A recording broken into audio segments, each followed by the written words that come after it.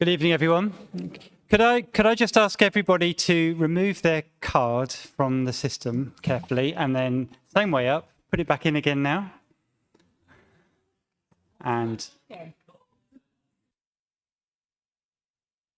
one of two of you just try the button. Yeah, all good. All solid orange.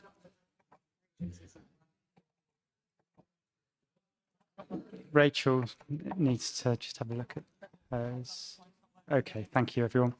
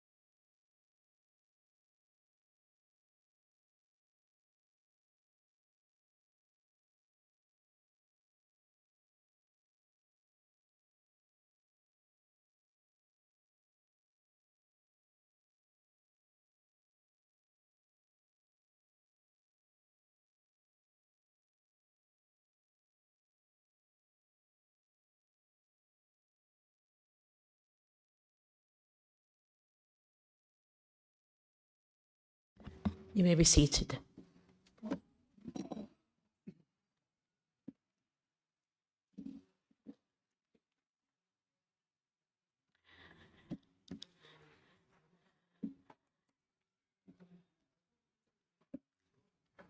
Anyone is welcome to record this meeting, provided that they do not disturb the conduct of the meeting. More information is available in the agenda. I would like to remind everyone present that this meeting is being filmed and made available to view in live and archive form via the Council's website. If you're seated in the public gallery, it is possible that the cameras may capture your image. If you wish to avoid being filmed, it is recommended you make a member of staff aware and they will direct you where to sit. The Westgate Garden gates are locked after sunset, and members of the public should leave the Guildhall by the side exit behind the glass door. Should the firm fire alarm sound, please leave through the nearest safe exit. The assembly point would be the Tower House car park. Do we have any apologies? We do. We have apologies from Councillors Bothwell, Charlotte Cornell, Chris Cornell, Liz Harvey, Jupe, Nolan, Turnbull and Worley. Thank you, Pip. I'd like to invite Councillor Baldock, Cole, Carnac and Harvey to each make a statement that any declarations of interest by members of their respective groups are declared again by any of those members present at this meeting. Thank you, Lord Mayor. Any declarations made by members of the Labour Group are declared again by those present at this meeting, Lord Mayor. Thank you, Lord Mayor. Same for the Lib Dem Group. Same for the Conservative Group, Lord Mayor.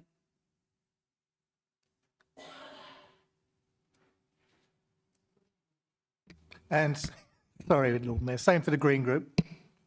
Thank you. Would any other member like to make a declaration at this point? Councillor Mackenzie. Okay, thank you, Lord Mayor. Due to starting a new employment with Porchlight, I have a conflict of interest on item 6F of the agenda, and I will leave the chamber for the duration of that item. Thank you. Thank you. There are no petitions or questions from the public for this meeting. I do not have any announcement, and I would like to invite the leader and cabinet members to make any announcement they may have. Okay. Joint Chief Executives? No, Lord Mayor. Item 5. I would like to invite Councillor Mike Saul, Cabinet Member for Finance, to deliver their budget priority speech. You have up to 10 minutes. Thank you.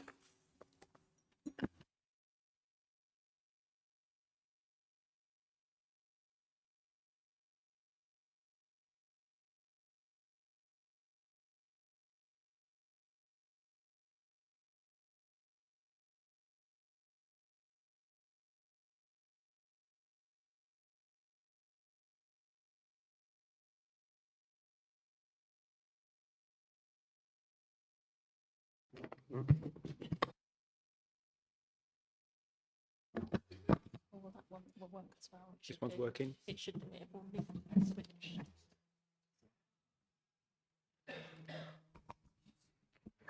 Hello.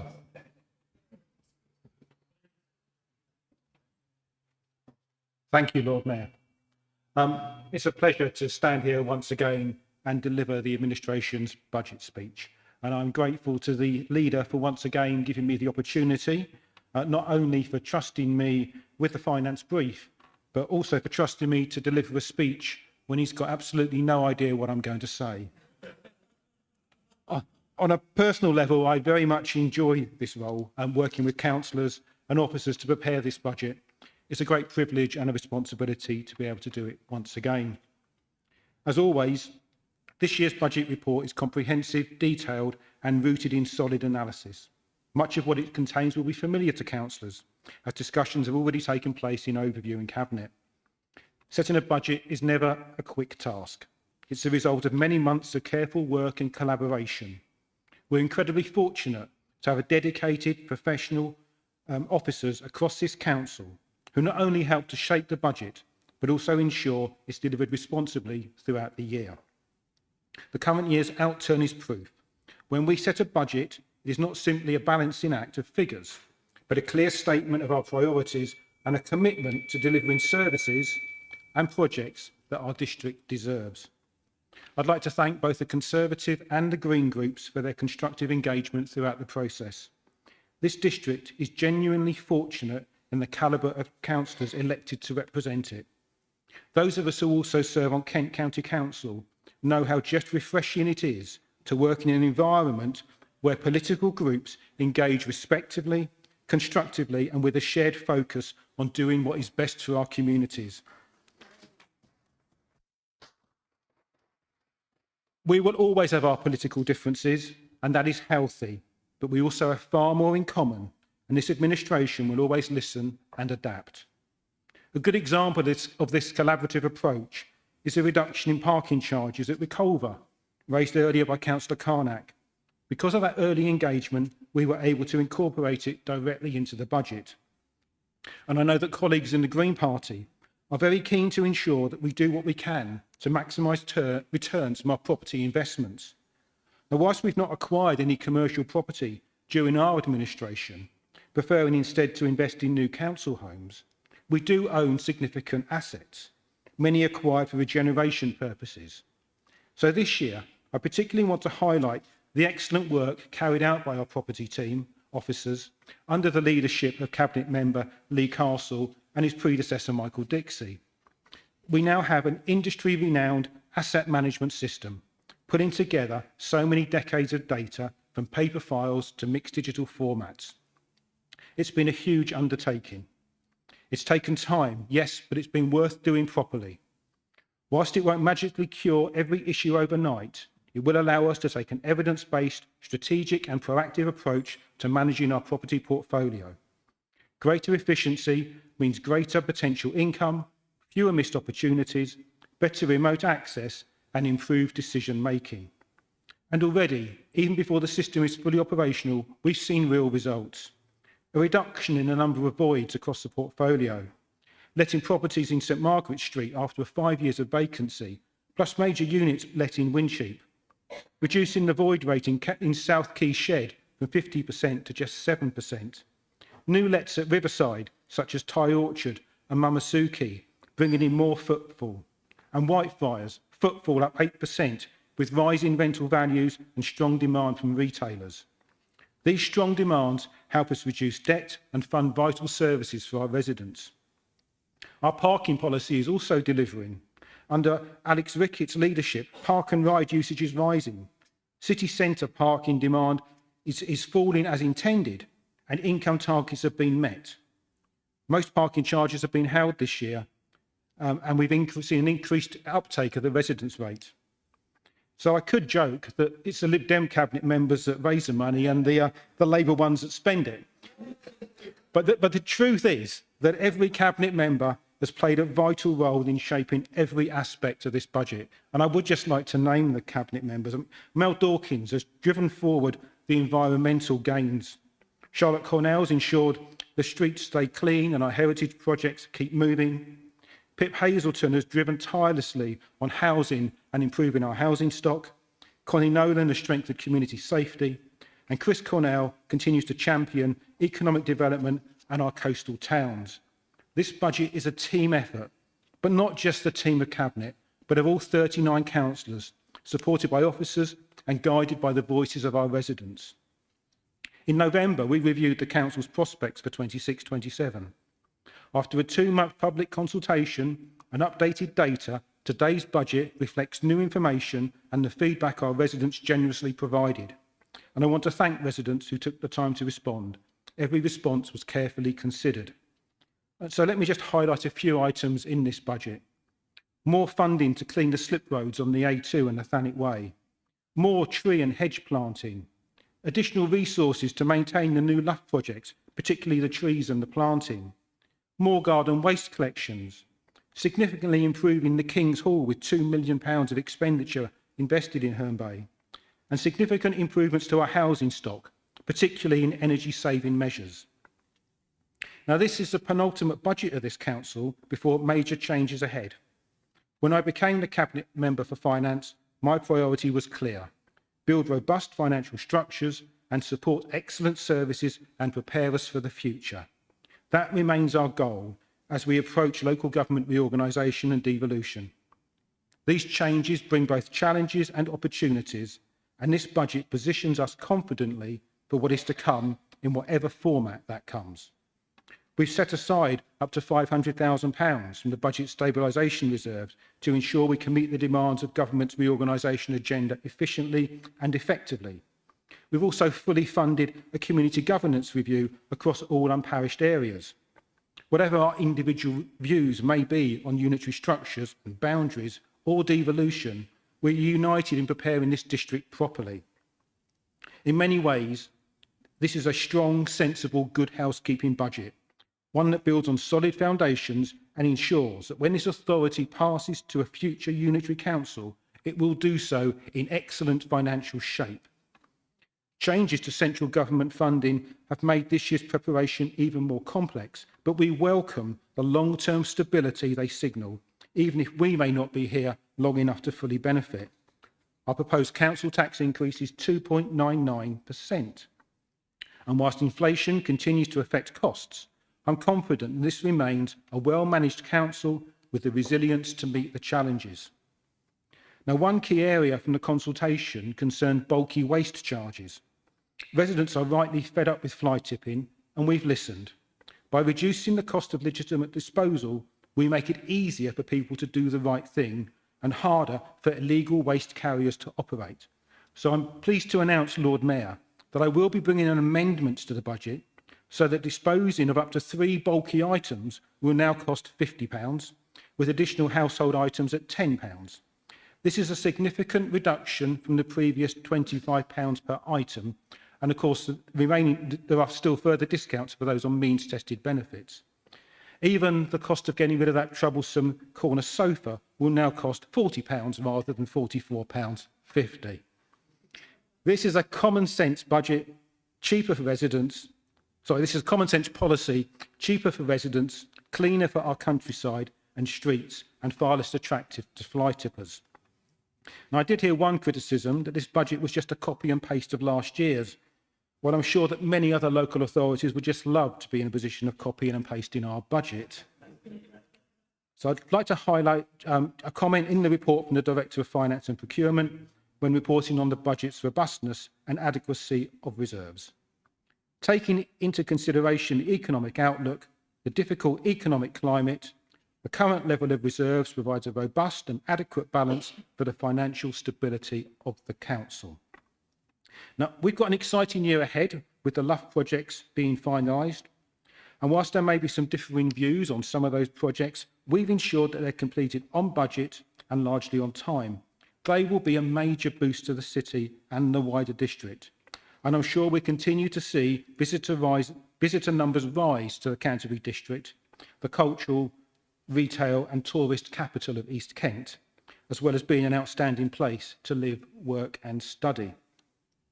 As we look ahead, this budget does more than balance in the books. It strengthens our foundations, it protects the services that our residents rely on, and it prepares us for the major structural changes that will reshape local government. In a time when many councils are worried about spiralling debt or emergency cuts, we present something different: a stable council, a resilient council, and a forward-looking council. We've got growing footfall, rising demand from retailers, improving assets, major investment in housing and infrastructure projects nearing completion that will benefit our communities for decades. This budget does not simply sustain the district, it positions it to succeed. And as Canterbury District moves closer to a new chapter, one thing is certain: when the time comes, we will hand the keys to a future council in good order, financially responsible, well managed and built on solid ground. Thank you, Lord Mayor.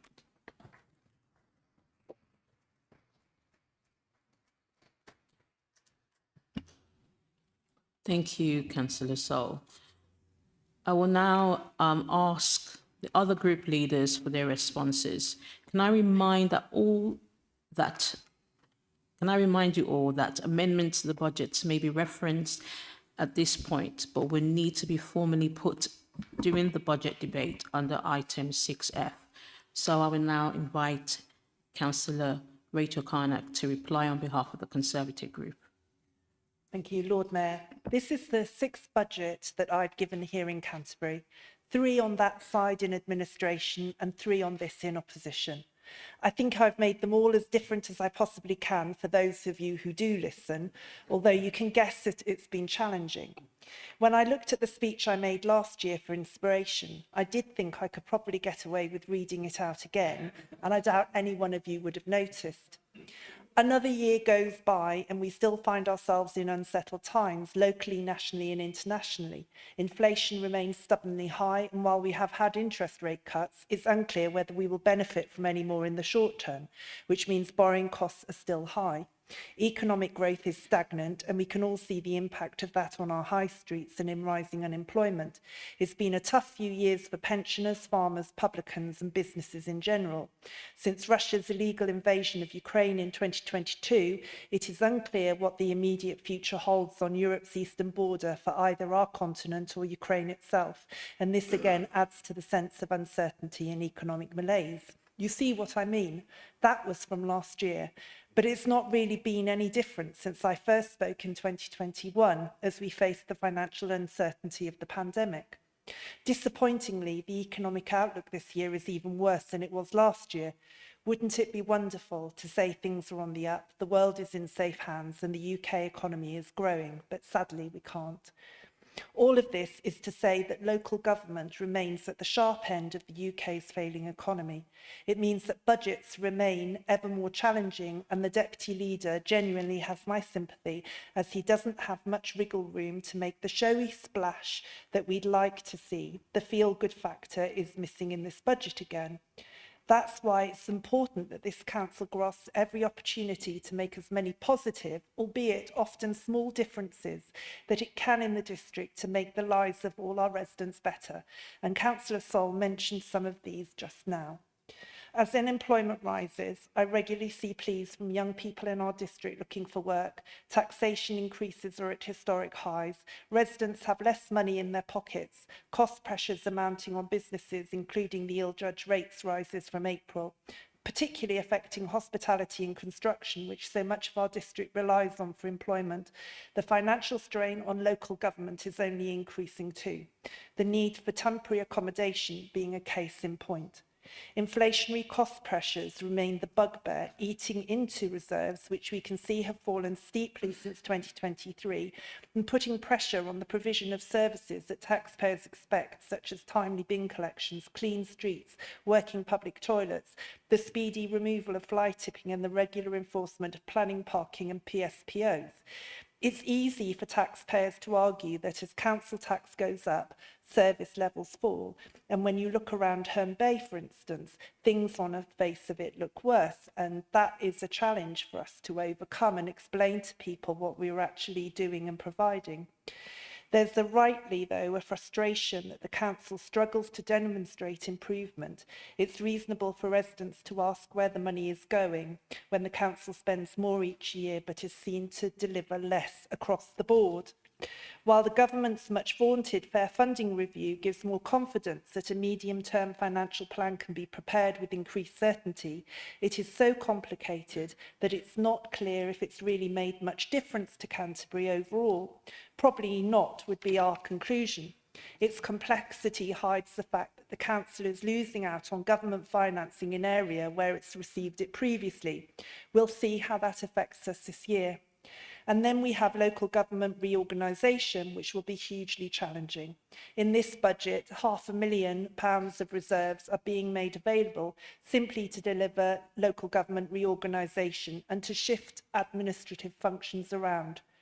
So given the financial limitations that we face and the looming prospect of the East Kent Unitary Authority coming into being in May next year, I believe what is most important now is the legacy that we 39 members leave to the district, that we leave it in good financial shape, not only in terms of the council's finances, but in our impact on the district's economy, businesses and residents. This evening, we will be voting on holding a community governance review for the unparished areas of the district, namely Canterbury, Herne Bay and Whitstable. While this is another very expensive process, we believe one of the best things we can do with the little time we have left is ask residents if they want more local democracy and facilitate them having more involvement in some of the decisions that are currently made by us in this council in Canterbury. As I've said before, we shouldn't be leaving this to as yet unknown and unelected councillors in an as yet unknown authority. As you can imagine, the Conservative group would like to see much more done for Herne Bay. I'm sure that doesn't surprise any of you. The town centre strategies are a step in the right direction, but parking charges remain too high. The reduction in charges at Reculver Country Park are much needed and will, I hope, see greater footfall once again and a boost for the hospitality businesses there, which are really struggling. But we need that to happen in the centre of Herne Bay too. The Wednesday resident-free parking is a step in the right direction. But as we asked you in 2024, what we really need is the free early evening parking reintroduced to support active life, the Kavanagh Cinema and the cafes, pubs and restaurants in the town. The parking banding that we established in 2022 in Canterbury was for a good reason, to encourage people to use park and ride and stop driving into the city centre. But as you've admitted yourselves in the report, the coastal bandings that you implemented 2 years later have not worked very well. Why would they? There isn't an alternative to driving into Herne Bay town centre. We need to see William Street car park full again, with residents using it. This really needs to be a priority, and we would ask that careful thought is given to how and where spare funds in the parking incentives pot are spent in Herne Bay in the coming financial year. A good legacy would be to drop the bandings on the coast and reintroduce pricing that reflects the economy of Herne Bay. It's not Canterbury. We have the opportunity to leave a legacy that our city, towns and villages can build on as we go through the difficult transition to a unitary authority. I ask the administration to ensure that happens and that any opportunity they see to deliver more for our businesses, that they grasp that. Lord Mayor, I would like to thank Nikki and her team once again for their hard work putting the budget together. I would also like to acknowledge that Councillor Sol, in putting his budget together, has listened to our concerns. But as I say, he only has so much wriggle room and there's not a lot of opportunity for us as an opposition party to bring amendments and try to change anything, unfortunately. Until local government finance is taken seriously by Westminster, and I mean that by all parties, then it's hard to see how this will improve. All I ask, as I did last year, is that you acknowledge that many businesses are desperately trying not to go bust and that you need to be doing more for all of our residents. Thank you. Thank you, Lord Mayor.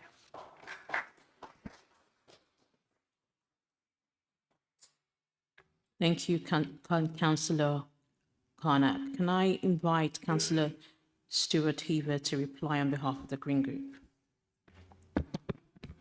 Thank you, Lord Mayor. No, I'm quite happy here, thank you. I'm not a leader and I'm not a cabinet member, so I'm much more comfortable here if everybody's happy with that.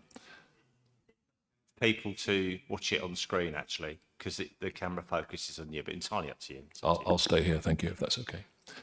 Hopefully you'll hear me all right. And then afterwards you'll be very pleased. I wasn't at the lectern probably, but anyway.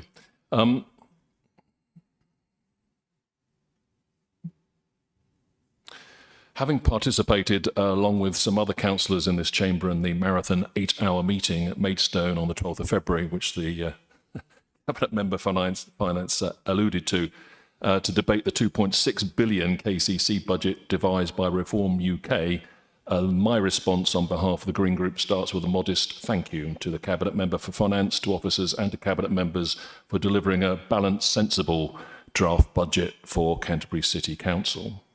At least it does not come with the dire Section 151 officer risk warnings in red and underlined, or include £180,000 for spin doctors to polish the image of this administration while frontline services are struggling. However, despite that very important acknowledgement, the Green Group can't support this budget for three very major reasons for concern within it. It was described as a sensible housekeeping budget, and we wouldn't disagree with that at all, and there's no suggestion on our part this is irresponsible, crazy, or out of order in any way at all. But we think it lacks ambition, and we think it lacks any sort of political vision for the district. The budget, I think, should define the direction of political priorities of any administration and fund its key programmes. And we struggle a bit to actually see or understand what they are. I referred to the newsroom publication for the start of the consultation to see what the headlines were for the budget in terms of what the impact would be on residents rather than the numbers and the spreadsheets. £500,000 for Wincheap Park and Ride. I know that's since changed a bit. £136,000 Castle Street multi-storey car park were the key headlines for the capital projects. In fact, 80% of the capital projects will be car parks. The headline investment for the revenue budget, £115,000 to maintain council car parks. It does look a bit like an NCP budget run by local authorities, I'm afraid. I don't mean to be rude about it. There is a bit of an obsession with car parks and cars, and we'll come on to that a little bit later, but there's also a kind of alternative here that there is £35 million in reserve in this council.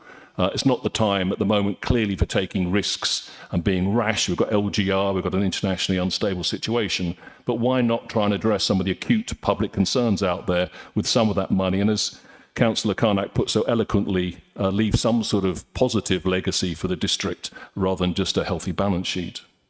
We could use that money to improve the district and address residents' priorities and have a legacy and not just hand it on a plate to a new unitary authority. Number two, serious concern. Hope someone's checking the time on this. It's about some what we think is a strategic flaw in where the revenue is coming for this council. And we have mentioned this to outside the formal meeting and raised our concerns about it. £12 million from our frontline services comes from parking revenue. So the fact is that the financial viability of this council is dependent on intensive car use.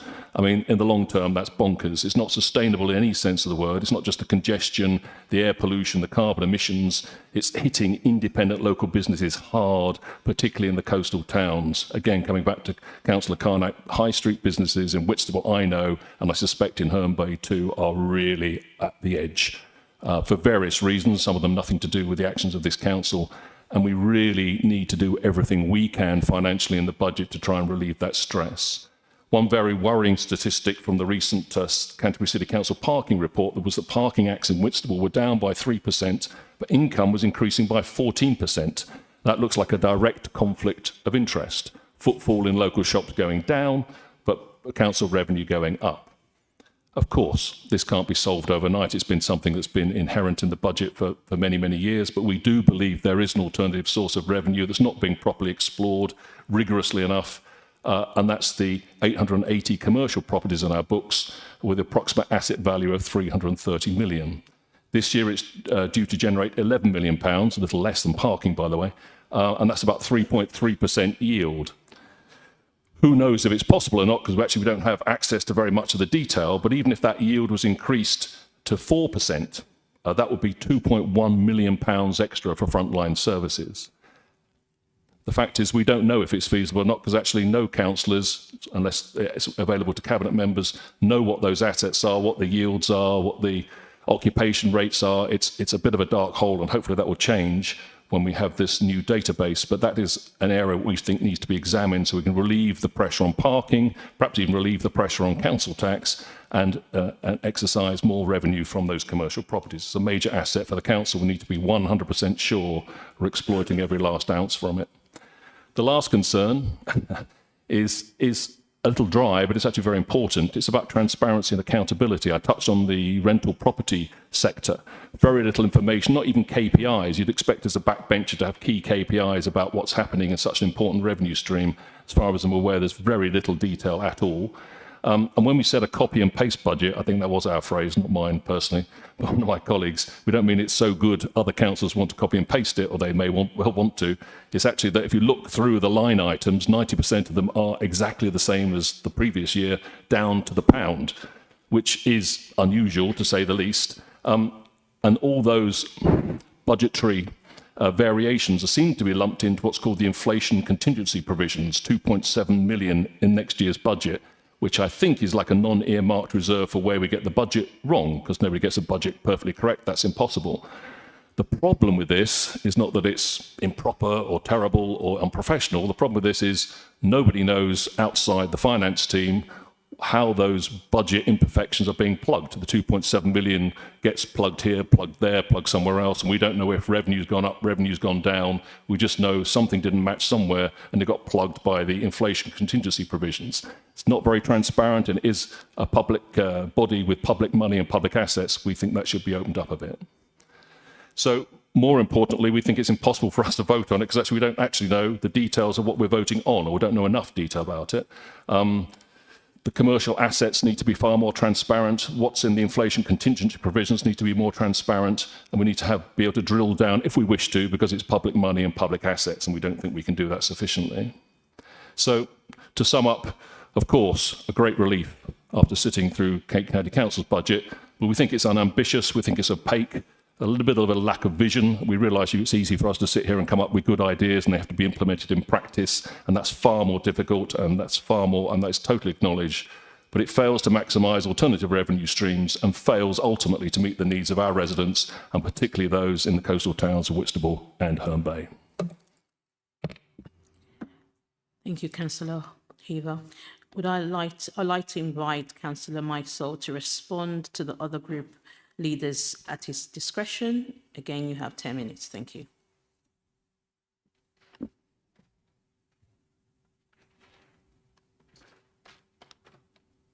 You'll be pleased to know I won't take 10 minutes. First of all, thank you, Rachel, for your comments. I think it was mainly a criticism of government policy rather than, and of course, as a council, we have to do the best we can to deal with the policies of government, whatever colour they are, and we will continue to do that. And I know we'll continue to work with your group on doing the best we can to deliver services for our residents. I'm very pleased to hear that we share that desire to leave the council in the best possible condition as we hand it over to a unitary council.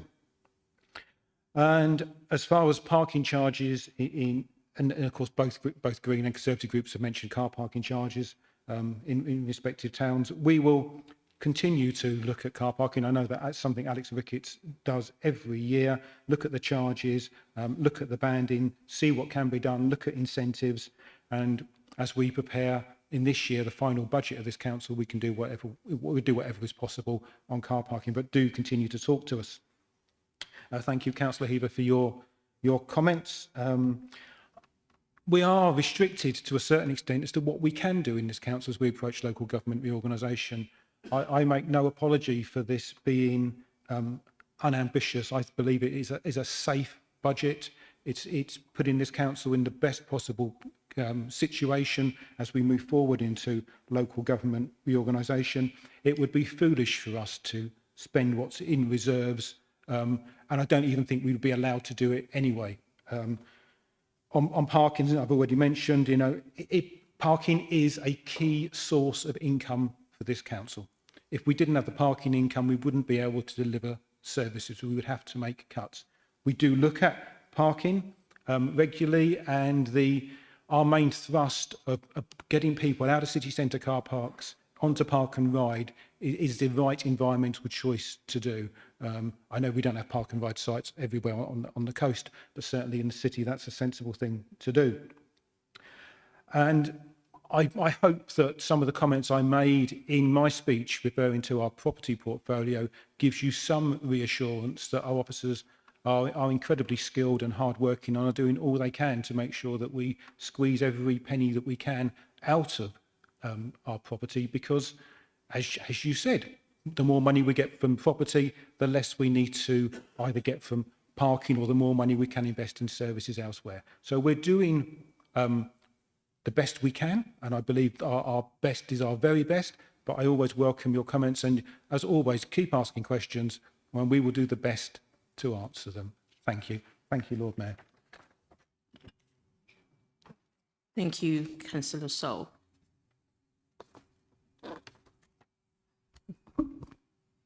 We'll now move to item 6 on the agenda, which is recommendations to full council from Cabinet.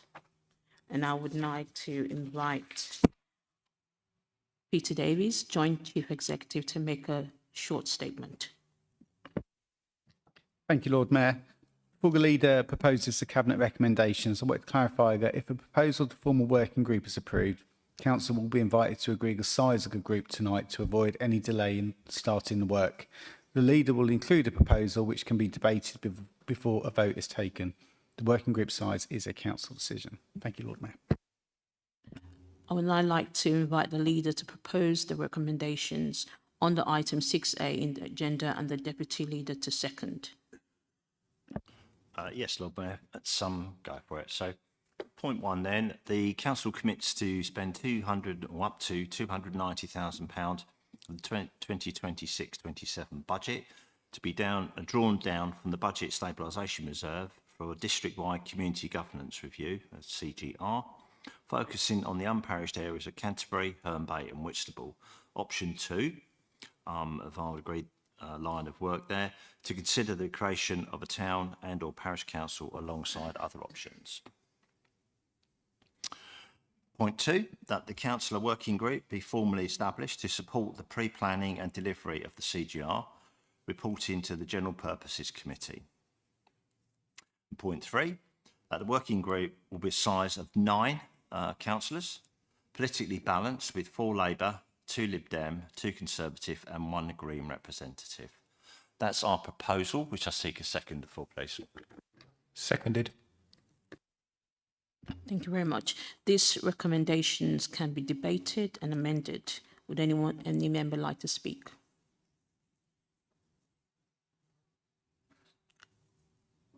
No? People, we'll go for a recorded vote. Thank you.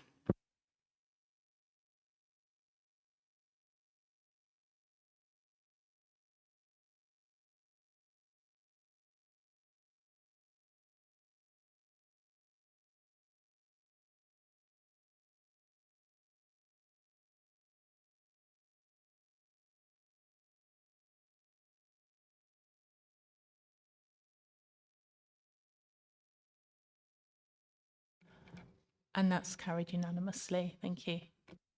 Thank you, people. I would like to invite Peter Davies to join Chief Executive to speak at the start of this item, which is, I can't remember what item it is. Item B on the agenda. Thank you, Lord Mayor.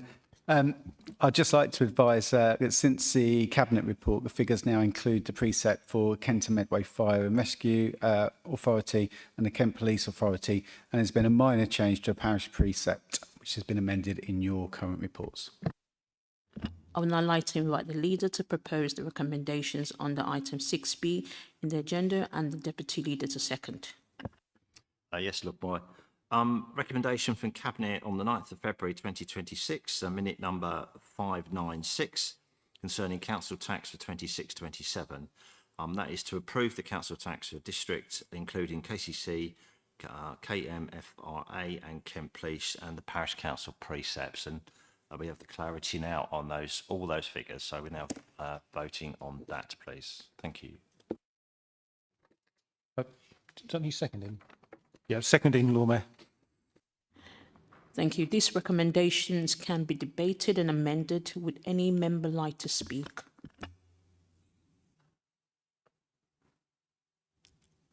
No? Pip, can you go to a recorded vote, please?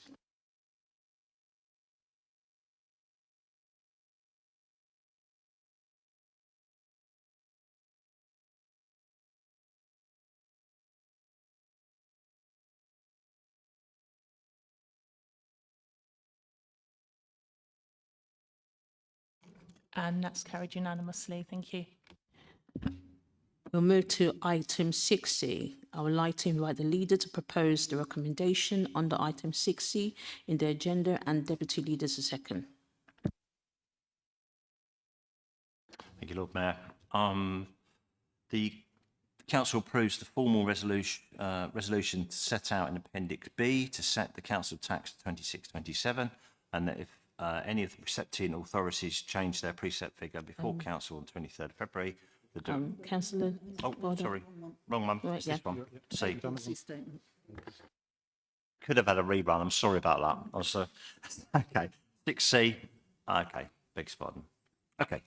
So recommendation, it's much easier, this one. The recommendation from Cabinet on the 9th of February 2026, minute 597, that's the one after, concerning pay policy statement for 26-27. Beg your pardon. Sorry about that. Thank you, Lord. Seconded. Thank you. This recommendation can be debated and amended. Would any member like to speak? Recorded vote, please, people. Thank you.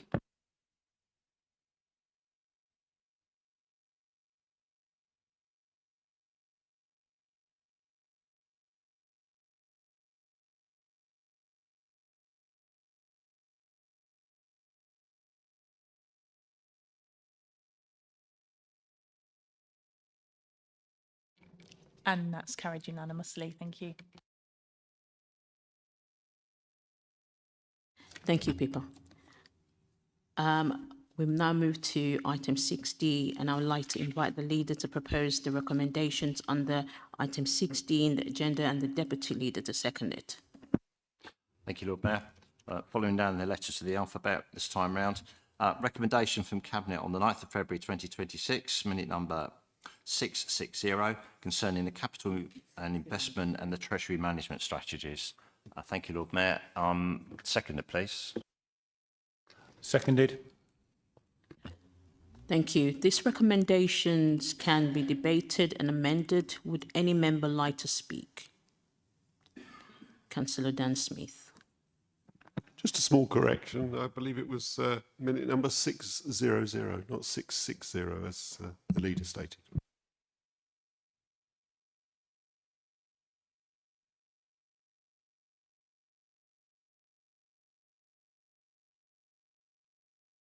I've got 660 here. If it's 600, then I'm sure the officers will correct and coordinate to make sure that it matches. Thank you for that.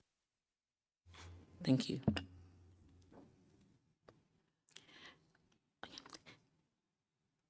Can we go for a vote, please? Thank you.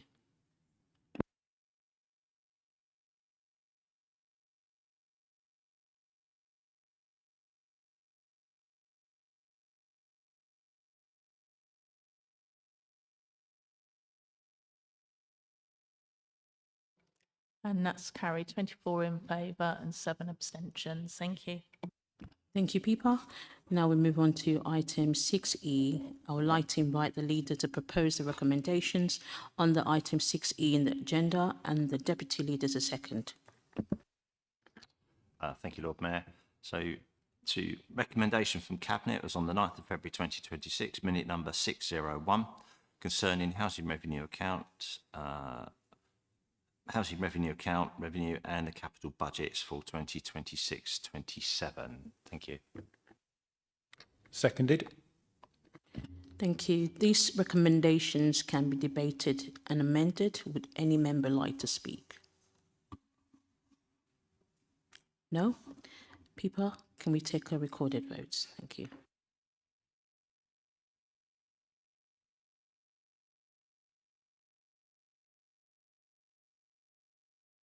We can just take that one again, please.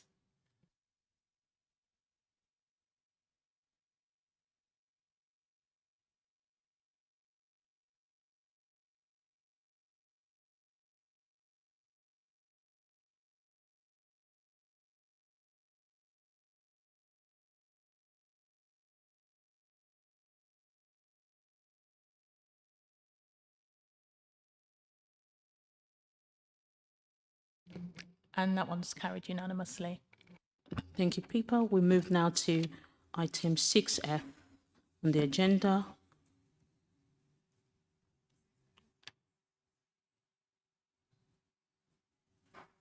F. Thank you, Lord Mayor. Harry's just left now, so Yeah. okay. So item F, recommendation from Cabinet on the 9th of February 2026, minute number 602, concerning general fund revenue and capital budgets for 2026-27. Thank you, Lord Mayor. Seconded. I'd like to invite Peter Davies to speak on this item. Yeah, thank you, Lord Mayor. I'd just like to clarify that the council tax increase was incorrect in the original report. An amended report is attached and recommendation 6FB has been amended accordingly in your reports. Thank you.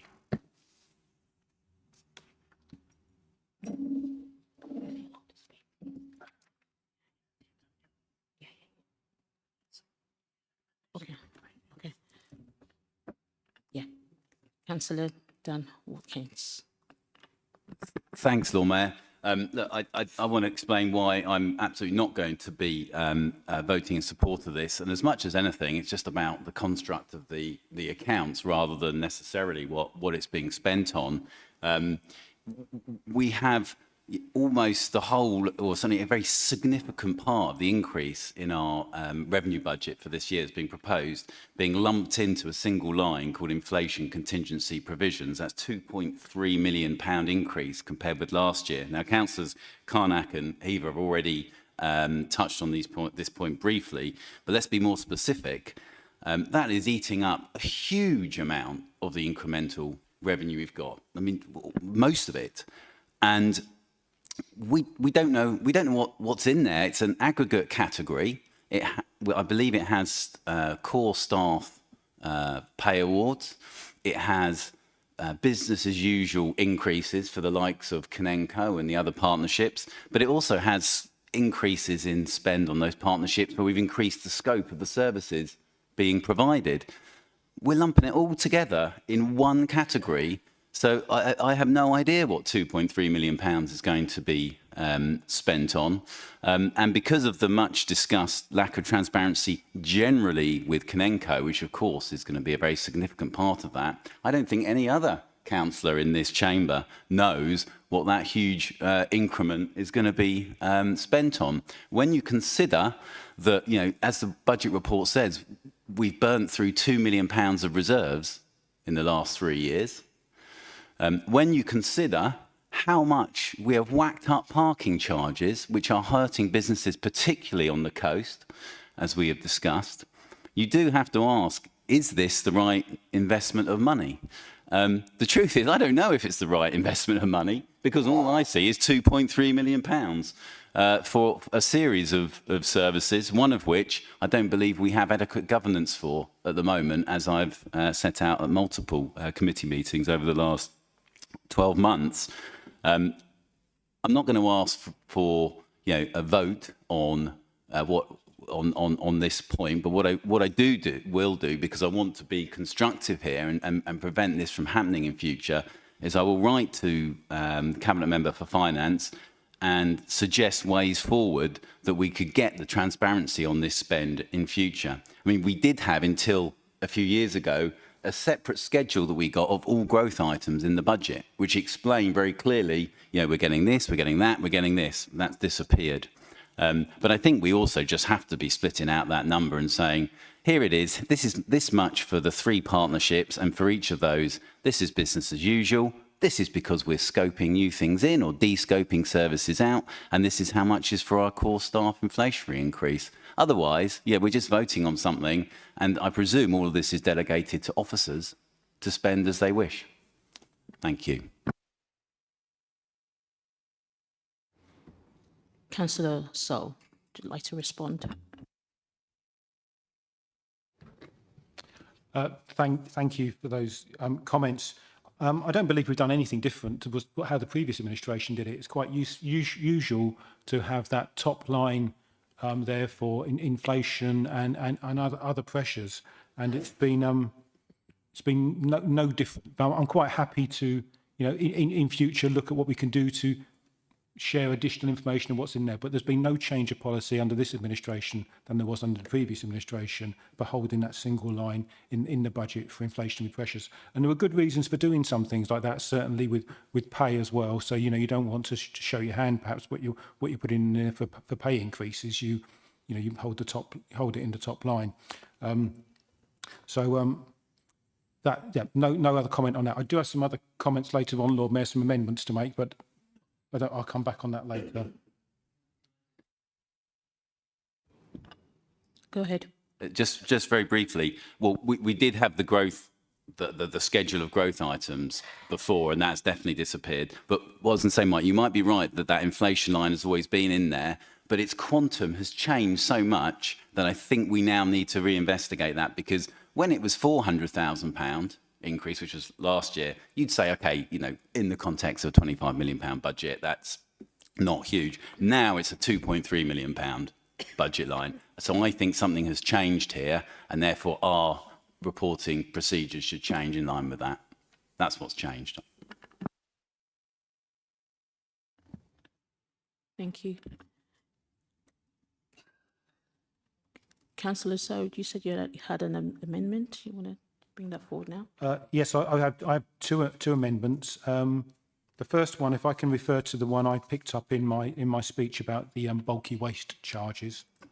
I'd like to propose it in light of the additional information we've had after the papers were published in response to the consultation feedback. The amendment is that the fees for bulky waste collection are changed to introduce a new discounted multi-item charge of £50 for up to 3 items, with additional items being charged at £10 each.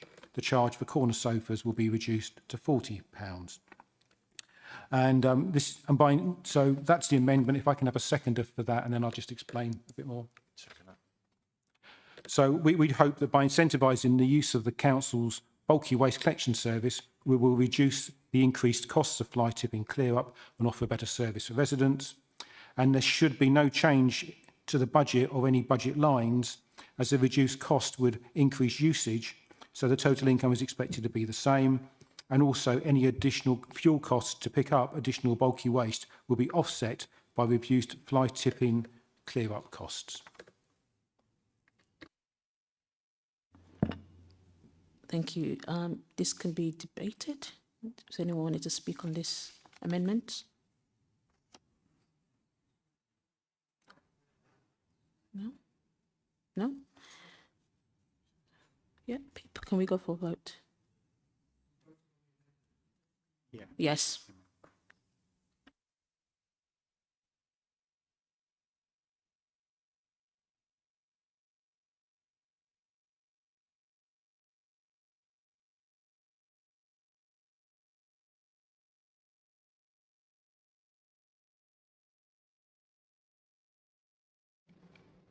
And that's carried 29 for, 1 against. Thank you. Thank you, Pip. We move now to item 7, which is recommendations. So, Lord Mayor, thank you, Lord Mayor.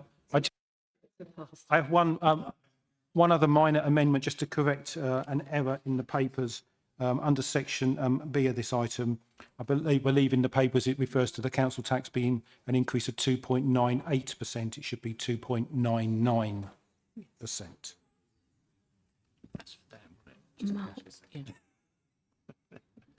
Sorry, Lord Mayor, if we can just pause for a second. We haven't finished the substantive item, only the amendment.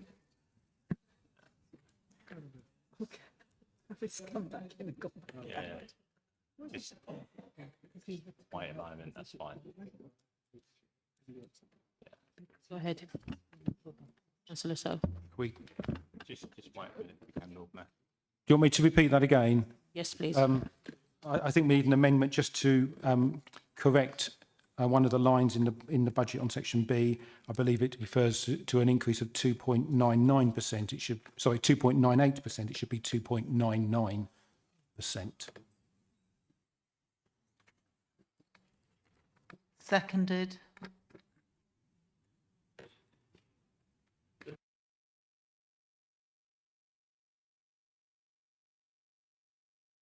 Thank you. Yeah, if I can, Lord Mayor. Yeah, we'd pointed out that, and the paperwork that's been sent around with the council papers sets out that change in amendments. You don't need to vote on that because that's classed as your substantive item.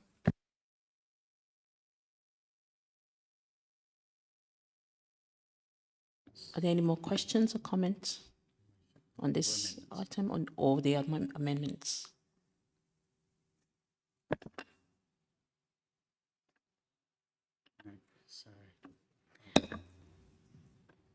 Thank you, Lord Mayor. Can I just clarify? I'd like to just make some general comments about the budget. Is this the moment for me to do so? Yeah, go ahead. Thank you, Lord Mayor. Okay, so I wasn't sure whether I was going to say anything this evening, but I'd like to take my chance, actually, to look at this budget in the widest possible context, particularly in relation to some of the previous speeches. Internationally, this country and its citizens face turbulence and uncertainty. We may, for the first time in most of our lifetimes, be facing the prospect of a European or, God forbid, a world war. Our traditional allies in NATO can mostly, but not completely, be relied upon. And so working more closely with our European allies is both necessary and welcome. Our national government is quite rightly committed to increasing defence spending to protect us abroad and is working hard to manage what can be divisive and certainly tricky international politics. It's the first duty of any government to protect its citizens, and as a country we're facing up to that responsibility against an inherited backdrop of a failing economy, cuts and a decline in public services. That's why I'm proud that our government has, despite this grim international and national backdrop, been able to introduce reforms to our public services, fixing our NHS, lifting hundreds of thousands of children out of poverty, investing in green energy, public realm infrastructure, and much more beside. Inflation is falling, growth, while modest, is moving in the right direction, and importantly, we have won back the confidence of the markets after the Johnson, Truss and Sunak years. How fantastic it is then to have received a 3-year local government settlement so we can plan with confidence, ask residents to pay only a modest under 3% rise and to deliver ever-improving services without the need for cuts or pitting one suite of valued services against another. I think this budget is forward-looking, well-considered and deliverable, and I urge the whole Council to support it tonight. Thank you.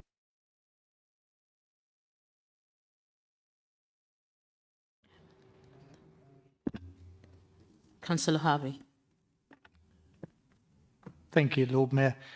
Yeah, just a couple of comments on it, really, from me, following on from Councillor Heaver and Councillor Carnack's comments. I'd like to bring the focus back to Herne Bay again, because I'm elected to represent the people of Herne Bay, and I don't think this budget does much for our residents and lets them down in a big way. Councillor Sol mentioned growing footfall in his speech, but there's no growing footfall in the coastal towns, and we've seen that from the statistics. I have business people coming up to me on a regular basis saying, pleading because they're struggling with their business rates, with their increased national insurance, with the minimum wage, and now the footfall is reduced and they're complaining about the parking charges, understandably. Pardon? Sorry? Minimum wage, yeah. Increased minimum wage for youngsters. Councillor Sol also mentioned increased revenue from commercial properties. Go back to Herne Bay again, and I could point you to at least 6 of our commercial properties that are empty along the seafront on prime sites. Some have been empty for decades, and including Reculver Caravan Park, which has been empty for coming up for 20 years, a very valuable site. And we should be using that. And people, understandably, in Herne Bay feel neglected, not listened to. Yeah, so I won't be supporting this budget, but we need to change the whole policy and be more ambitious. Thank you very much. Councillor Baldock. Yeah, thank you, Lord Mayor. In response to that, in response to what Pip has just pointed out as well, I like to talk about the positives of the district that I'm proud to live in. And every comment from the Green Party tonight, and to a degree from the Conservatives, has been negative. It's about what we can't do, you know, about all the things we're doing wrong, right? Well, there'd be more people in Herne Bay. Let's talk about Herne Bay being positive. Let's talk about what we can do. Let's talk about that we've got £2 million going into the King's Hall. Has your council, the Conservative council, spent £2 million when they were in office on the King's Hall? No. We are. We're doing that. Those are the things that we are doing. So I'm going to talk up my district. I want everyone on this cabinet to talk up their district. We are doing a lot of good things on a terrible background in very difficult times. We talked about that. Let's be positive about it. You know, I was down Herne Bay Museum today talking to their volunteers. What a fantastic museum it is. Did I hear anything positive about that? We're supporting that with a small grant every year. We're supporting it with all our offices and the rest of it. Okay, it's blooming good. And I enjoyed my visit there. I enjoyed the talk with them. Maybe you should go down and talk to them and actually say to them, OK, we're really supportive. We're getting behind you. Not talk it down all the time. You know, if your solution to Herne Bay's poverty, in your opinion, and it is a poor town, and the way the deprivation index is worked out under the fair funding formula, yes, indeed, we can help the centre of Herne Bay now because we recognise that as a specific area. So thank you, fair funding formula. We're starting to get things right again rather than homogenising over it. Some good thing about it. You'd sooner see people be even poorer by not supporting the minimum wage. So your solution to businesses is to make businesses richer by cutting the wages of the people that work in them. That's not a socialist thing, so why are we going to do that? If that's the Green Party policy, I shall make a note of that on the doorstep, so thank you very much. So you talk about the empty shops. OK, what have you done about opening up the empty shops? All you've done is talk down Herne Bay. You know? OK, it's really hard to start a business now, really hard. So let's talk it up, let's try and make it as easy as we can to do that. And we do what we can to it.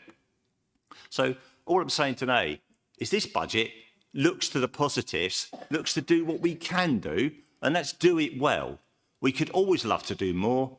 The finances don't let us do more. And Councillor Carnack recognised that because your budget is a wise budget from years of experience on this council too.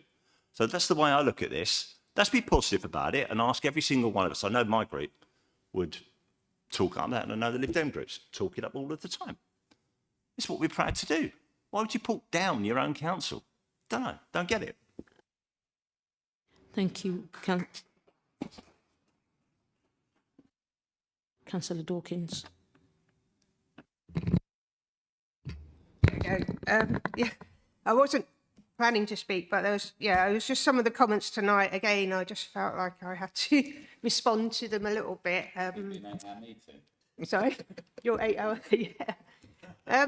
But okay, so yes, it is a balanced, sensible budget, and I don't kind of, you know, it's not like ambitious in terms of Superman ambitious, but it's ambitious in terms of its moving towards a direction that is a positive one, and doing some really good things. And in terms of like the Herne Bay, I just had a quick look now. There's loads going on there for Herne Bay. They've got the Herne Bay Pier, money going to that. King's Hall, which means it's going to become this amazing hub for young people, delivering opportunities to improve young people's skills and all this sort of stuff going in there. So like a youth hub. There's an accessible destination, inclusive park being worked up for Memorial Park in Herne Bay as well. That's quite a lot of money going to that. In terms of empty shops and stuff, we just put forward a town centre strategy, which within it sort of has that budget embedded in it as well, so that it is actually deliverable, and you know, having these working groups so that people can get on board and collaborate together to make improvements to their town centres. And Herne Bay has its own, you know, its own section, so maybe have a look at that. So in terms of, you know, using car parks for revenue, unfortunately, you know, from my knowledge of local politics, it was the Conservatives that turned local authorities into small businesses, or, you know, squeezing the funding out of them. So basically, local authorities were forced to find ways to make revenue. That is the fact. The amount of money that local authorities get now compared to 15 years ago or something is, what, about 80–90% less, you know, than what local authorities had to find ways to make revenue, and that's why nearly every single local authority in the whole of the UK has parking charges. In terms of commercial properties, sweat your assets, I think you're talking about. It is a brilliant idea, and we have looked at it. Unfortunately, you know, a lot of the buildings are quite old, and before you could even open them to allow people in them to be able to, you know, use them as a revenue stream, you would have to retrofit them to net zero standard, which is, you would need quite a lot of capital to do that. Then you would have to maintain them. Then you would have to run them as well. So all of that is a resource that would be a huge amount of capital before you even started to get anything back from it. So, you know, those are good ideas, but, you know, it's not like we haven't explored them. Unfortunately, it's a very expensive way to get a yield. So I just, agree with you, Alan. We need to, it's a sensible budget, it's balanced, but it is actually moving towards something very positive. In terms of the car parks as well, you know, we've got the local plan coming up soon, you know, and all of this is gearing towards a bus-led strategy, which, you know, in turn is encouraging people to get out their cars in the first place anyway. So just trying to be a bit more positive about it. But please have a look at all the things that are in the budget about with Herne Bay in there before you say that nothing's happening for Herne Bay, because it is. Right. Thank you very much. Can I invite Councillor Thomas to speak? Sorry, Chair, I was just pointing to highlight Rachel on it. Oh, okay. Go ahead, Councillor Carnac. Thank you. I just wanted to say that I've never talked Herne Bay down, nor has the Conservative group. There are 8 of us here who represent the town. And I was very clear that we welcome the town centre strategies. They're a step in the right direction. But what we can't do, while there is a lot of good in Herne Bay, what we can't do, and we can't do it in Whitstable or Canterbury either, or indeed in the villages, is that businesses, we all know, are struggling at the moment for whatever reasons. They are struggling. A lot of businesses are struggling, and we can't overlook that. And while we can't step in and support them with help on rates, some councils are doing that in the country, but we just don't have the resources in Canterbury to be able to intervene. What we can do is we can look at parking. We can't look at it anymore in this budget because, again, we are where we are with it. But it is something that I hope Councillor Ricketts can look at through the year, and he has his parking incentive pot. And I know it's not vast, but, that can make some differences to some of the businesses. And we all do suffer from free out-of-town parking, both in Whitstable and Herne Bay. We have got, supermarkets just on the outside where there's free parking. And that does affect the town centre, and we have got voids. And actually, cross-party, I have to say, we are working in Herne Bay to do more for the town centre, and there are various initiatives that some of us individually are working together, or cross-party we're working. So we don't make a lot of noise about those. We just get on with them. But yeah, we just want the best. But we do, I think, generally, all 10 of us representing 3 different parties probably feel that Herne Bay is going through a difficult time, like many seaside towns are across the country. It's not the only one. We can see it in East Kent as well.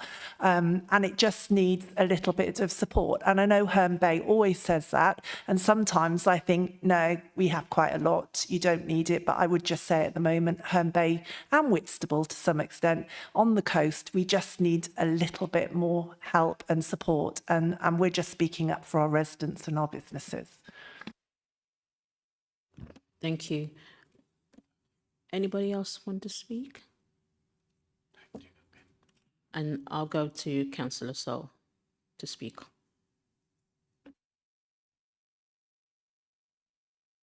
I don't think I need to say anything else, Lord Mayor, do I?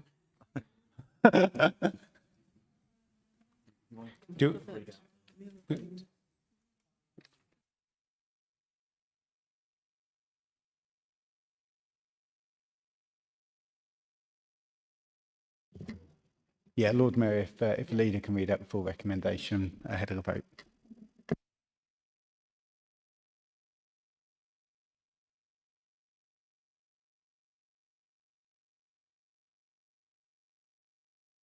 Thank you, Lord Mayor. So just to sort of refresh our minds, we've already recommended to the point F, yeah?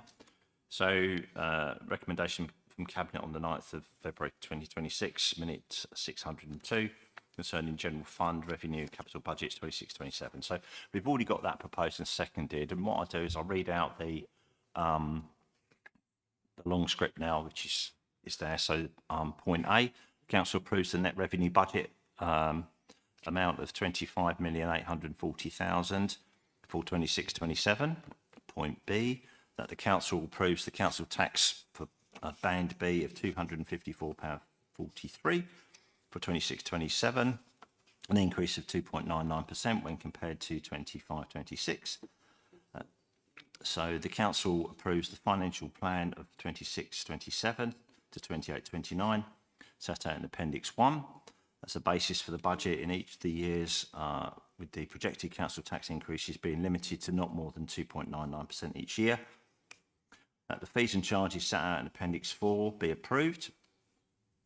E, that reserves set out in Appendix F are approved. F, the authority is given to incur expenditure on schemes brought into the capital programme since the council meeting in February 25 for 26-27, set out in Appendix 2. Next, that subject to any alterations necessary, the draft capital programme set out in Appendix 2 be adopted as the basis for planning and approved capital budgets.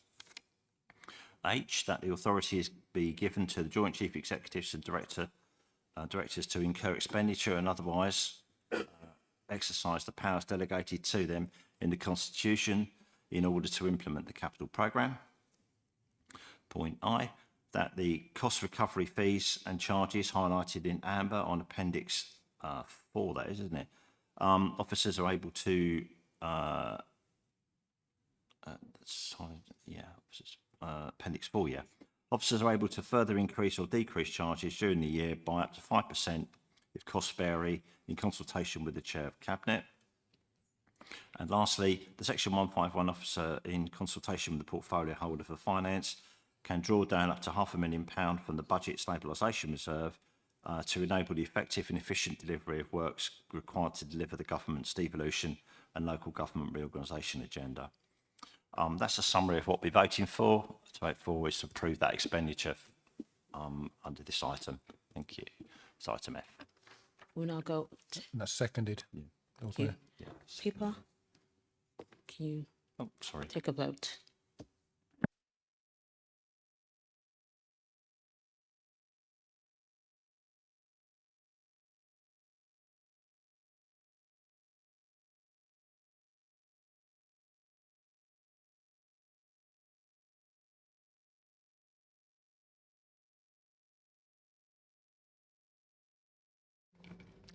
And that's carried. That's 24, 5 against and 5 abstentions. Thank you.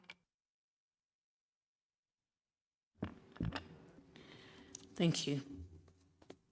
We'll now move to item 7. That's a recommendation to full council from committees and boards. There are no recommendations from committees and boards for this meeting. We have one question for the meeting. There is an overall time limit of 30 minutes for all councillors' questions. Each questionnaire will have 1 minute to put their question and 3 minutes is allowed for the response. Each questionnaire will also be allowed to ask one supplementary question, which the responder to the original question may answer. No other contribution is allowed. If we do not have time to cover all 6 questions, any questions that have not been put will be circulated by email along with a written response. So I'd like to invite Councillor Watkins to put their first question.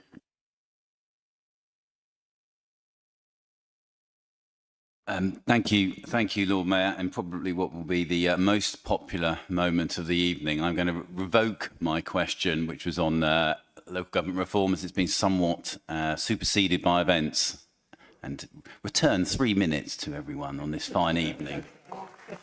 Thank you.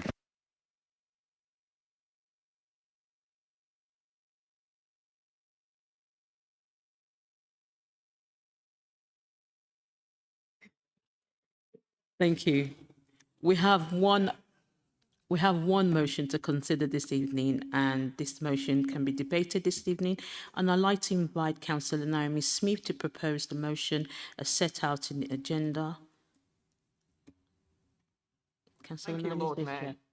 Members will have read the motion before us this evening and will understand the scale of the concerns it raises, as well as the clear and coordinated action it calls for. I want to speak briefly to why the motion is necessary and why it matters so deeply to our residents. Last summer, Councillor Carnac and I brought a motion to the Council after the shocking water shortages in Sea Salter and Herne Bay, where some residents were left without running water for almost a week. We were clear then that South East Water's coordination was unacceptable. Since then, sadly, we have seen the problem grow, not diminish. Communities across the district, from Herne and Broomfield to Roscommon, Tyler Hill, Wincheap and St Stephen's, have all faced supply failures. And of course, we all see the shocking scenes in Tunbridge Wells on our TV screens night after night during a crisis that lasted nearly 2 weeks from late November last year, when tens of thousands of homes lost drinking water, queues stretched for hours at emergency water stations, and one major bottled water site had to close when supplies run out. Then, astonishingly, in January this year, around another 6,500 households were hit by yet another outage caused by burst water mains and collapsing reservoir levels. These are not, and for months I found myself having to chase South East Water repeatedly just to secure basic compensation for park home residents. It shouldn't take that level of persistence from councillors for residents to receive what they are owed. These are not isolated incidents. They reflect systematic problems, poor planning, inadequate investment, and communications that leave residents confused and unsupported at the very moment they are most vulnerable. Our scrutiny meeting in March, an important element of the previous motion, will not solve this. The problem is regional and the solution needs to be regional. We know the model works because more than 20 councils already scrutinise Southern Water collectively through a coordinated stakeholder group. It gives local authorities a stronger voice and far greater leverage. Tonight's motion asks Canterbury to help create the same structure for South East Water so that councils across the region can raise concerns together, demand transparency, push for investment and secure proper emergency planning. And it asks our leader and chief executive to escalate our concerns to government and regulator so that repeated failures can no longer be ignored. Ultimately, this motion is about standing up for our residents and about ensuring that our district has a water supply that is reliable, resilient and capable of supporting future growth of our communities. Without that resilience, new homes, local businesses and essential services cannot thrive. I commend this motion. Thank you. Thank you. I'd like to invite Councillor Rachel Carnac to second the motion and also ask if she would like to speak now or at the end of the debate. Thank you, Lord Mayor. Seconded, and I'll speak at the end. Thank you. I'd like to invite Council to debate this matter, after which a recorded vote will be taken on the resolution. Councillor Forrester. Thank you, Lord Mayor. I was incredibly pleased to see this motion and that this again this year is a motion that already has cross-party support, because water and access to clean, reliable drinking water isn't a party political issue. It's a necessity for life and the lives of all our residents. Like many other councillors, I've been contacted by residents affected by recent water supply issues. These have impacts across the district. It isn't just the residents in the one ward affected. It's those who may go to school, nursery, college, work, or support others living in those areas. And we know from the very recent supply issues in Pembury just this weekend that, as Councillor Smith identified, it's not just a Canterbury issue either. South East Water is failing residents across our region. So it's an ongoing issue across the region that we know will only become more pronounced as more homes are built and more water is used. And that's putting aside any wider impacts of weather systems or climatic change. But not only are South East Water failing residents, but so far they appear to be avoiding accountability. When Councillor Naomi Smith organised a public meeting last year following the sea salt issues, the agenda was narrowed by South East Water and the CEO, David Hinton, was absent. Then again, in January, during the most recent shortages in Tunbridge Wells, he was nowhere to be seen. And he confirmed, actually, to the Environment, Food and Rural Affairs Committee on 6th of January that this was intentional, because instead of talking to residents, he went to the heart of the issue. The heart of the issue, the committee noted, not therefore being his customers. Indeed, he went further to explain that when he'd recently done interviews, he gets asked CEO questions. Those are the ones about his dividends, his salary, his pension, etc., which apparently are not what he wanted to talk about at that time, but indeed they might be what his customers are very interested about, given the service they're paying for wasn't being provided. So let's show our residents that Canterbury City Council not only cares, but is leading the way in coordinating scrutiny of South East Water and its regulator, holding them to account, championing the needs of our residents, and indeed all those working, learning, or visiting our district and many others across our region. The repeated water supply issues are systemic failure, and systemic failure needs a coordinated response, which is exactly what this motion proposes. This is why I'll be voting in support of the motion, and I hope my fellow councillors do likewise. Thank you. Thank you, Councillor Forrester. Councillor Eva and then Councillor Prentice. Thank you, Lord Mayor. Yeah, we'll be supporting it. Great motion. Thank you very much, Councillor Naomi Smith. Just a couple of follow-up points to it without going on all night. It's only half the story. Obviously, Kent has inadequate water infrastructure in terms of supply and in terms of wastewater treatment. Quite rightly, we're dealing with the southeast water supply issue, but there's the supply issue, the infrastructure, and their emergency response, which is always inadequate and hopeless and useless, are two totally separate issues, but both very important.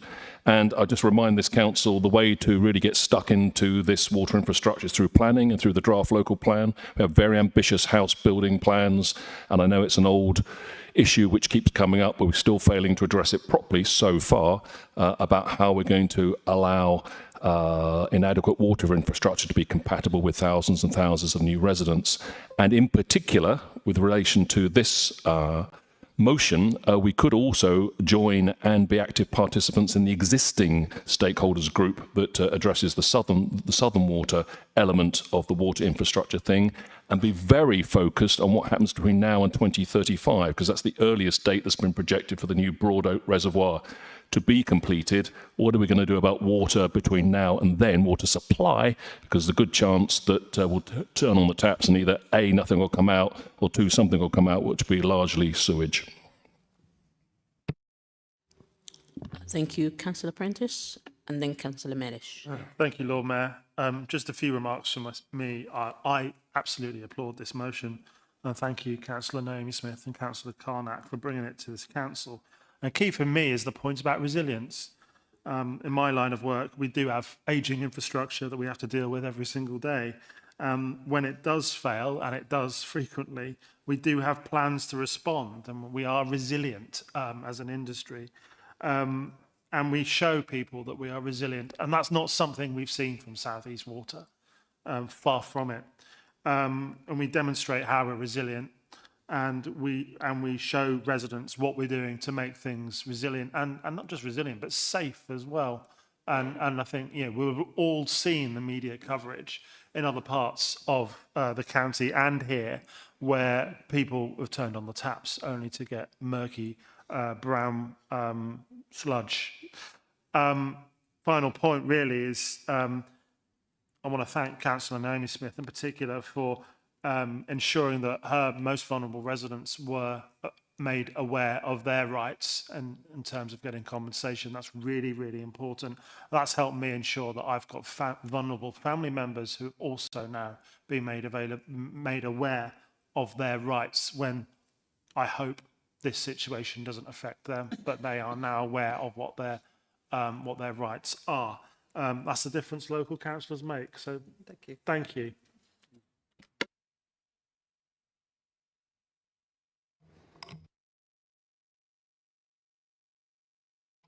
Thank you, Lord Mayor. Yes, like the other speakers, I fully welcome this motion. Also, the thing I like about the motion also is that it doesn't look at a parochial issue, that it recognises not just the district, but it's across the whole of the South East region. And I take Councillor Heaver's point about picking up where it's an operation elsewhere in the south, for instance, and trying to combine. This really is kind of a question, I think my point is what would stop this becoming another sort of lobbying group? It brings together the authorities, brings together responsible peoples, brings together a good voice, certainly. But we've seen the response of South East Water to other lobbying activity, which is to ignore it. And perhaps it may be something that as a group kind of develops, as it builds its reputation, it gets more bite. But I'd like to see how you might think that sort of what the bite you can bring in this situation. Thank you. Thank you, Councillor Dan Smith, and then Councillor Ricketts. Thank you very much, Lord Mayor. I'd like to actually draw attention to and acknowledge the support given by the parish councils in my area during the period where Blean and Hackington and Roughcommon were struggling with the lack of water from South East Water. They did a sterling job in very short order, and well done to them. I'd also like to raise the point that I think should be brought to South East Water and Southern Water. I drew this, referred to this in a meeting at Hackington Parish Council, that they seem to, and I'm quoting Terry Pratchett here, seem to have confused maintenance and repairs They are indeed two different things. They do not maintain their water systems, and so they need to repair them constantly, and we suffer the responses to that. I'm sure none of us want our water systems to end up like the River Ank in Ankh-Morpork, where you could walk across it. Thank you. Councillor Ricketts. Yeah, thank you, Lord Mayor. Follow that, eh? I should declare an interest, actually, and I suspect Councillor Dan Smith probably should as well, because very recently I received £150 from South East Water for the inconvenience, yes, because I was part of the outages mentioned in this motion. And actually, that goes to what Councillor Prentice was saying about the difference local councillors make. And I'm not suggesting I received it and other residents didn't, but what no, I have checked. Everybody else got it as well. But I know from friends in Tunbridge Wells and other parts of Kent that one of the ongoing issues, and I think the same was true of Sea Salter as well, is it took an age to get any money out of the water companies in the past. And the one thing that has changed is that they felt that they might have to pay up a bit quicker now. It's possibly the only thing that they're watching closely is the money anyway. And there's another point within this, which is it's right very much to focus on the chief executive, and it's right that he gets questions, exactly as Councillor Forrester said, because I think during those outages in my patch, we had a couple of burst water mains at the same time, and initially people felt that that was the issue. And because of that as well, the water company didn't realise that actually there was no water supply. They had us listed as low or no supply. And so we actually had people going for 24 hours without emergency supplies. And eventually it was only the parish councillors, as Dan said, that helped some of their most vulnerable residents. And eventually, when they got round to realising we didn't have any water, there were some vulnerable residents getting delivered water at 3 o'clock in the morning. So not only is their response inadequate, it's inept as well. But that is not the fault of the people leading that response or the fault of the people mending those pipes. Because I had residents taking pictures of these people working in the pouring rain, ironically, at 3 o'clock in the morning to fix a burst pipe, while the chief executive was absolutely nowhere to be found. So I think people might question what this chamber can do, but the more pressure we apply, the more pressure hopefully will get into our water systems, and the more pressure will be applied on the chief executive to do his job properly. Thank you. Thank you. Councillor Buckman, and then Councillor Dawkins and Councillor Bold. Thank you, Lord Mayor, for that. I guess this motion has really focused our efforts now on getting a better outcome for dealing with South East Water with their planning and resilience. It's even today, I know you mentioned a few, even today, I noticed that elsewhere in Kent, that a school was shut for was shut, and it took the head teacher about 3 hours to get through to South East Water because they didn't have any sort of supply at all. So one of my main reasons for supporting the need to get this formal stakeholder group together is because of the breakdown of the priority services register. I mean, this system, which is meant to protect elderly, disabled and medically dependent residents, failed. It's left many vulnerable households receive no support or really, really delayed support. They had nothing. And that's just the people. This isn't, I haven't even mentioned livestock and animals either, who also suffered during this.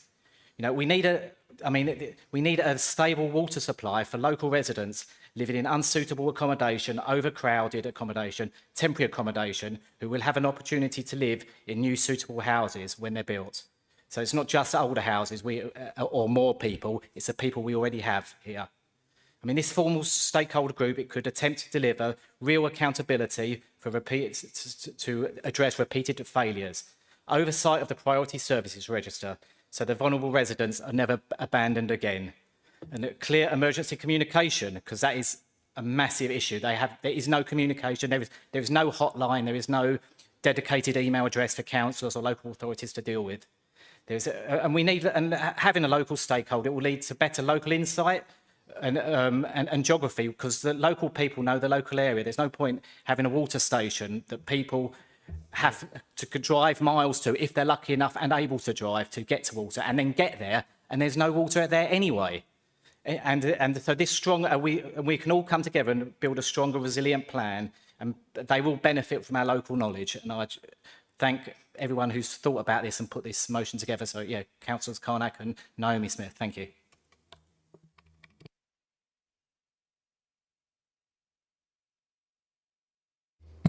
Thank you, Lord Mayor. Yeah, so I mean, as Cabinet Member, I wholeheartedly support this motion. I'm very, very pleased that you brought it, and I'm really looking forward to coming to Cabinet with the report. I'm getting the feeling that we'll probably all be voting for it, but you never know. You never know. But yeah, someone's mentioned about water, what it is, it's commodity, how it impacts on our residents, business and stuff. But we all know, our residents know it as well, public confidence in South East Water is at rock bottom and at a low ebb. So there were some meetings in November, I believe, which were very welcome. But the feedback I heard, unfortunately I wasn't made to make it, but I heard that it was, residents felt very defensive, and that it was, South East Water were very defensive, and it was just focused on the compensation bit of it and not really about what they were going to do next and any real commitments about anything. So I just got these couple of quotes like, compensation is not a strategy, bottled water is not resilience, and apologies are not infrastructure. So if any other business was repeatedly failing to deliver its core service, it would probably do everything it could do to possibly improve it. You wouldn't just let it get worse and worse, or you probably just go bust and move away. So customers would actually just walk away. But because water, as we know, it is a monopoly, residents can't switch suppliers. But with that monopoly comes a greater duty. Really, that's what we should be looking for, not a lesser one. Or so it should, you know. So Councillor Prentice talked about resilience plans. We haven't seen one. We need to see that. We need to see a detailed programme from upgrading ageing infrastructure. We need to see, you know, we've been asked to believe there is a plan. And I think I heard on the news David Hinton saying that they were putting one together, but no one's seen it yet. And they need to engage harder for their residents as well. So I know that we've got a meeting in March with the scrutiny committee, and fingers crossed some of the stakeholders, some of those guys will come down, or females, and talk to us. But I don't know if that's going to be enough. We need more than that. We need this stakeholder group. I just wanted to sort of mention a bit about what Southern Water are doing as an exemplar. So they do have a stakeholder group. And I think that's been really, really quite successful, you know. So, you know, we need to sort of like copy that sort of thing. And just one little bit on the environment. It's just kind of going in the wrong direction if they're not going to do anything about it. There's a lot of plastic water bottles that have been given out as a consequence of the lack of strategy in their infrastructure, and Councillor Harvey must be going out of his mind with that. So yeah, we need to do something about it as well. So I really support that, your motion, and I will definitely be voting for it. Thank you. Thank you, Councillor Baldock. Yeah, thank you. I was going to totally in favour of what it is, and you know, we'll be leaning into the scrutiny committee on the 4th of March, isn't it? 4th of March? Yeah, yes, okay. And there's probably 1,000 questions you've been writing down, I think. But I think one thing I've actually had a few meetings with, you know, with Kent leaders, if you like, from right across the county. We've all had Southern Water on the call, you know, Mid Kent Water, you know, and you know, the dreaded, you know, our dreaded South East Water and what have you. They were singularly the worst answers that you could ever imagine in a meeting of people that really they should be trying to impress, I think. And they seem completely, to me, and it reflects on what you're saying, unable to grasp the magnitude of what they have to do to provide the resilience to their customers. And a lot of it is down to their strategic command, I think, or strategic grip. You know, yeah. Sorry. And I think, you know, us as a council, we take it very seriously. I mean, poor old Leo's been on a gold command course, and you know he's got grey hairs over it. It was really, really hard. But I think you come out of that as being a lot able to do the job. They didn't have anybody at that level in their organisation that are able to take that command of a serious situation. No wonder they're in a problem. So all I'm really saying is I think they're the worst of the bunch, and Southern Water recognised that they made mistakes in the past, but they've learned from their mistakes and they've actually come up with a much better plan. Is it perfect? They would admit that it's not, but at least they've got a plan. So I think there's that issue there as well. And supply issues, well, if you can't grip the day-to-day running of your company, then how on earth can you grip the need for big spend, big thinking and wide ranging? It's troubling. So yeah, thank you for that. If we have no more speaker, I'm going to invite Councillor Carnac to speak now.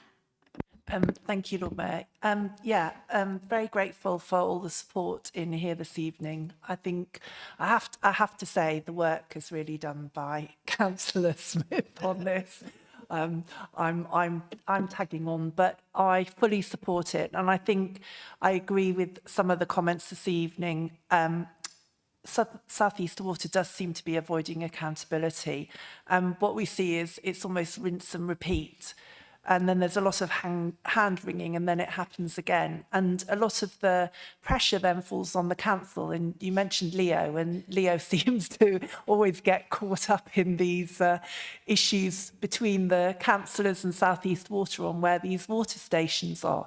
And I mean, water stations you'd think would be quite a simple thing, but I just can't understand it, because we had the water losses around about a year ago, and then we had the water losses last summer, and we still had the same problems in Herne and Broomfield over where they put these water stations. And then at Christmas, Tunbridge Wells had the same problems with the water stations. Either weren't put out, they were put nowhere near where anyone lived. And I know council officers have talked to them about this and what can they do. But that's just one aspect of this. And it just does lack a coordinated response. There's a lack of resilience. There's everything that everyone else has spoken about. And I think they do. I think they rely on the goodwill of parish councillors, on the goodwill of councillors and the goodwill of council officers to step in and deal with these crises when they hit. And one of the other bad things about it is that, you know, Rough Common, they didn't even notice it. People, you see on Facebook, people saying, oh, is your water pressure low? That's usually the start of a major outage, but it's just a handful of people notice. 48 hours later, no one's got any water, but South East Water's failed to respond. So I hope, a detailed paper coming to Cabinet will really help on this, and that we will be able to get a South East Water stakeholder group, because it's definitely helped with Southern Water. And then finally, as Councillor Baldock said, the Scrutiny Committee on March the 4th does have witnesses from both companies there, and members of the committee have been submitting some questions in advance. So if any of you have issues that you would really like to be tackled, then I suggest you contact a member on that committee and ask if they would put a question forward for the evening. But thank you all very much. Thank you. Going to invite Councillor Smith to sum up and reiterate the resolution before we go to a vote. Thank you, Lord Mayor. I don't think I need to say anything much else, except I would just reply to Councillor Heaver about the Southern Water stakeholder group. That can be dealt with. It doesn't need a motion, and it will be dealt with. Somebody will be appointed onto it. So that's happening, because it was part of this and we took it out. Okay, thank you.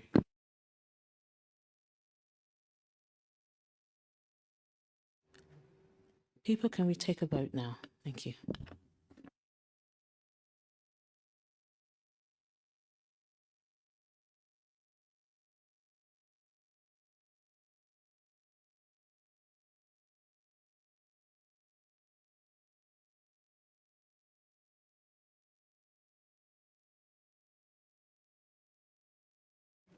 And that's carried unanimously. Thank you.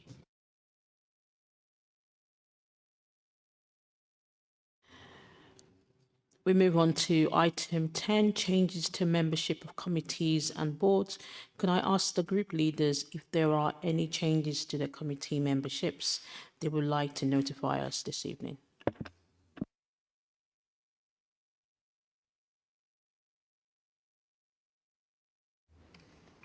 Councillor Harvey. Thank you, Lord Mayor. Yeah, I'm not quite sure. Are we forming the working group for the community governance review tonight? Because if so, we need to nominate someone. Yes, we can take announcements.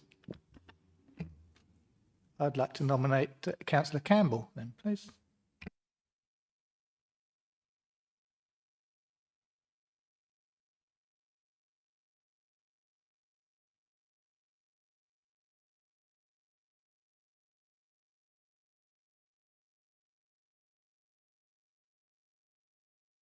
You can warm the chairs up. We make our decisions and pop them in next time round.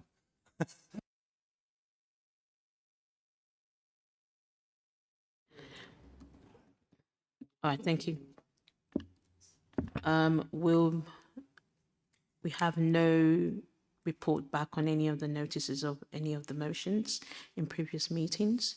If we go to item 12, programs or meetings, and I would like to invite Peter Davies, Joint Chief Executive, to speak prior to the proposal.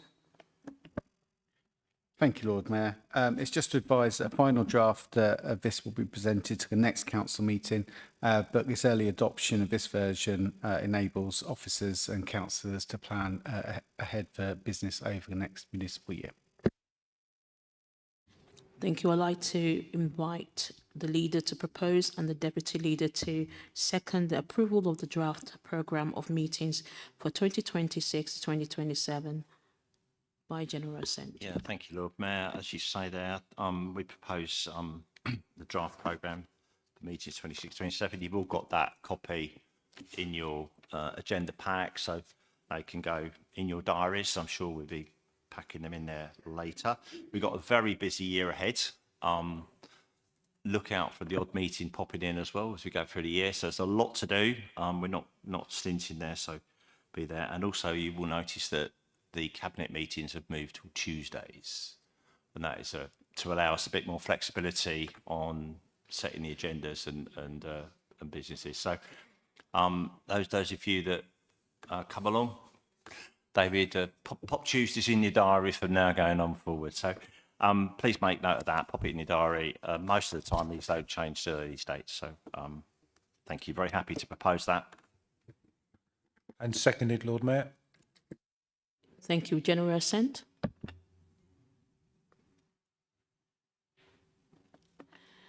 Thank you. We now move on to item 13, which are minutes. I'd like to invite the leader to propose and the deputy leader to second the approval of the minutes of the full council meeting of 23rd of February 2026. Thank you, Lord Mayor. I won't repeat that, but you've all heard the Lord Mayor. I propose that. Seconded, Lord Mayor. Councillor Dan Smith. I believe it was for the meeting on the 8th of January 2026. You quoted the 23rd of February.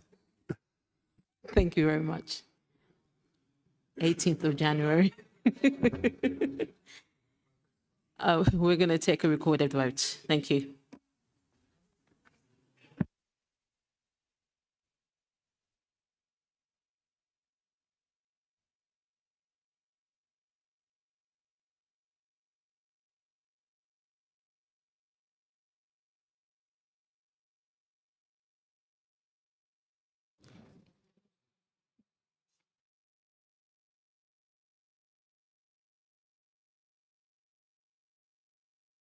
Still a couple of you that haven't voted, please, if you can just vote.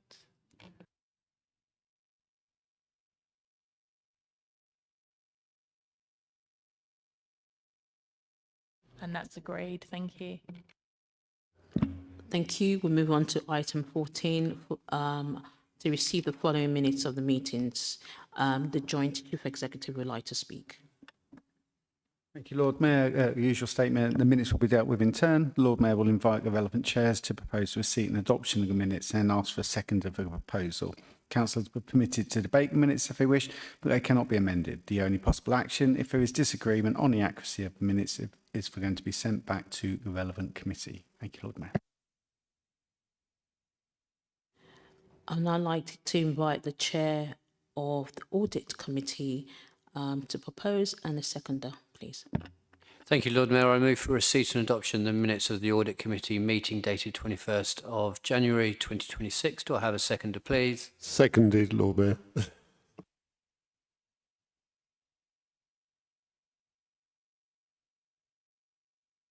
General assent. And could I invite the chair of the Cabinet Committee to propose and also a seconder? Thank you, Lord Mayor. I submit for receipt and adoption the minutes of the Cabinet Committee on the 19th of January 2026, pages 55 to 63. Thank you. Seconded, Lord Mayor. Thank you. General assent. I'd like to invite the chair of the Licensing Subcommittee to propose and a seconder, please. Thank you, Lord Mayor. I move for receipt and adoption the minutes of the Licensing Subcommittee, which met on Wednesday, 10th of December 2025, and also on Wednesday, the 11th of February 2026. I propose those, and do I have a seconder? Seconded. General assent. And I'd like to invite the chair of the Overview Committee and a seconder to propose. Thank you. Thank you, Lord Mayor. I propose for receipt and adoption the minutes of the Overview Committee held on Wednesday the 10th of December and Thursday the 22nd of January. Do I see a seconder, please? Seconded, Lord Mayor. General assent. I will invite the chair of the Planning Committee to propose and a seconder, please. Thank you, Lord Mayor. I propose for receipt and adoption the minutes of Planning Committee Tuesday, 6th of January 2026. Do I have a seconder? Seconded, Lord Mayor. Thank you. Thank you. General assent. I'd like to invite the chair of the Scrutiny Committee to propose and a seconder, please. Thank you, Lord Mayor. I submit for receipt and adoption the minutes of the Scrutiny Committee held on Thursday, 15th of January 2026, pages 92 to 97. Thank you. General assent. There are no urgent decisions to bring before you this meeting, and there are no other urgent business. Thank you for coming. The meeting is now closed. Thank you.